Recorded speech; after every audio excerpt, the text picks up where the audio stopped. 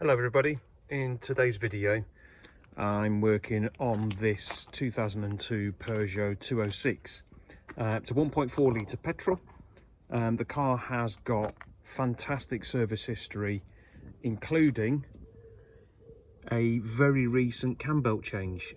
Today is the 25th of March, so the history on the car really is impeccable. I picked the car up last week on Saturday from Coventry, drove the car back, absolutely no issues, but there is a slight problem with the battery. It's not holding charge. I think, although it's a Bosch, which is a good battery, it's probably seen better days and probably needs replacing. However, when I jump started the car a day later, there was a misfire which wasn't there previously when I drove the car back. So considering the history, considering the way that the car drove, I didn't think there were any issues. I know that these cars are prone to head gasket failure, for instance, but this one is absolutely fine. There's no gunk in there. The coolant is clear. There's my sort of dip cloth, if you like, to check the coolant, so there's no oily gunk inside the expansion bottle. Dipstick itself is clear, so there's no oily residue on there. I'm confident it's not related to head gasket. So my guess was that although the servicing's been done regularly, it might have been some time since the spark plugs themselves have been replaced. So I wanted to have a quick look, and I thought I'd do a video of if you're a novice mechanic like me, because I am not a trained mechanic. I just know a little bit about working around cars. I've done it for years. I just thought I'd do a quick video to show you, if you're a novice mechanic, how you'd check the spark plugs on your car. It's quite easy on this. This rail here is the I've forgotten the word for it now, but it's the coil plugs. Yeah, that's the coil plug rail that connects to the spark plugs.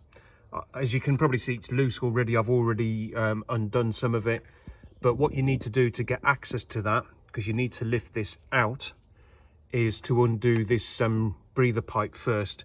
Quite easy to do. It's only clipped on.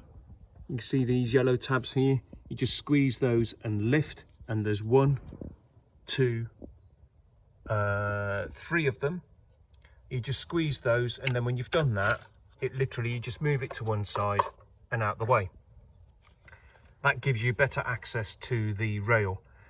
The rail itself is held in with these, and all you need for that is a 10mm socket. Just unscrew those. There's the socket that I've used. See if the camera will focus on that. There you go, 10mm. Okay, just undo those, and then you gently give it a bit of a wiggle and prise that out. Now, prior to starting the filming, I had already been in and removed one of the plugs.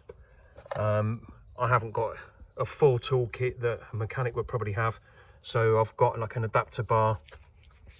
The socket that I'm using, see if I can get this to focus, is a spark plug 10mm. There you go, spark plug 10mm. There you go. And I've got an adapter on it with my torque wrench there, and I have already removed one of the plugs. Now, look at that. I would say, looking at the gap on that plug, it's definitely the spark plugs. That is, well, it's nearly as wide as the Grand Canyon, that gap on that plug. So I'm going to get some replacement plugs, pop those in, jump start the car, fire it up, and see what happens. Right, I've just been and bought a brand new set of spark plugs ready to be fitted to the car. So I thought I'd put the old and the new side by side. Camera is struggling to focus, but hopefully you'll get an idea of the difference in the gap. So that's the old. Let's try and give it a reference point to focus. It's So that's the old one, and that is the new one. I mean, apart from the fact that they are obviously cleaner, you can see there is a definite difference in the gap. It's not massive, but literally thousandth of a mil on these can make a difference in the way the car runs. So I'm just going to take the rest of those plugs out. The one that I've removed so far is that one there, but we've got 1, 2, 3 more to remove, and I'll put the new ones in. So off camera I've loosened off this one plug, so I just thought I'd show you the removal so you can see what's going on. There we go, moment of truth. Here comes the second one, and there you go. That one does look quite wet, and yeah, quite a large gap there, so that definitely needs replacing. Right, the third plug I've removed is drier than the other two. Very simple test that I've done on that to see what the wetness was. It's petrol, that's what I can smell on it. So I don't know whether that indicates that it's over fueling or what, which might create the misfire. But yeah, definitely this third plug is drier than the other two. So there you go, there's all 4 of the old plugs out, and they sort of go in that order from the left bank to the right. So 1, 2, 3, 4, 1, 2, 3, 4, and you can see that as they go over to the right that they do gradually become drier, but they all need replacing. The gaps are definitely larger than they should be, so I'm sure that these new plugs are going to make a difference. So I've got one of the new plugs on my socket set ready to be fitted. What you need to be careful of is not to cross thread the plugs when you're putting them in. And what I mean by that is that you can see the thread on the plug, that corresponds to the thread in the head, and what you don't want to do is basically cross thread it, so you're not putting it in right, because that will create all manner of problems, and then the head might need to come off and get it all re-threaded and so on, which is not what you want to do. So take time doing this now and you won't cross thread them. So what you basically do is put the plug in and let it just sit, and you'll feel that it's smooth in the way that it threads in. There you go, I'm just doing it by hand, and I can feel that going in nice and smooth. There's no resistance, and just keep doing that until it gets to the tightest point. There you go, that's now stopped.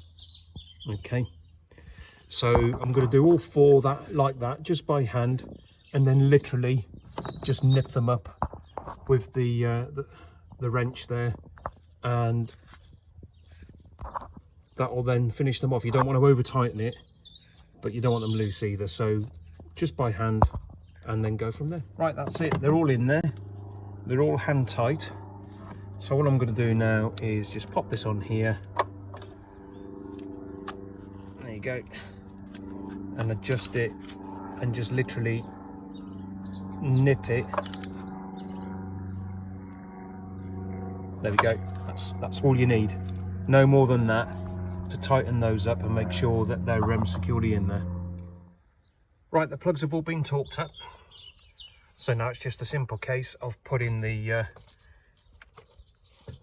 coil pack rail back onto them, pushing it down until they all sit securely on the plugs. So that's now been put back in place. I've just hand tightened, so now I'm just going to nip these up so that it's tight.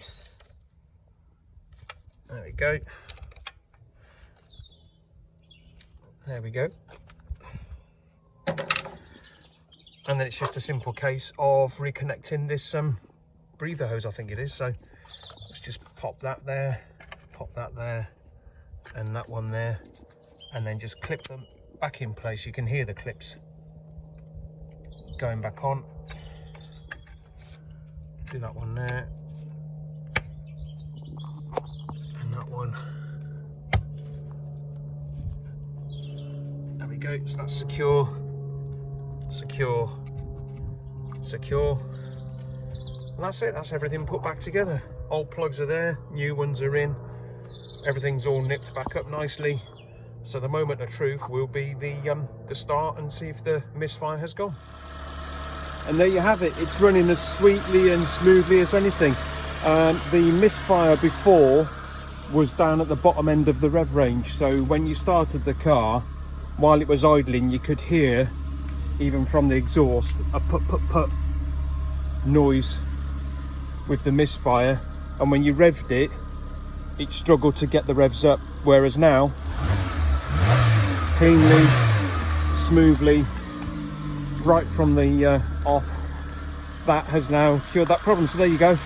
If you've got a 206 or any Peugeot Citroën that's got the same engine as this and you've got a slight misfire, the spark plugs cost me £13 for the set of 4, and 20 minutes, half an hour from start to finish. Pop them in, just try that. Who knows, you might save yourself a fortune taking the car to a workshop. Hope this video helps.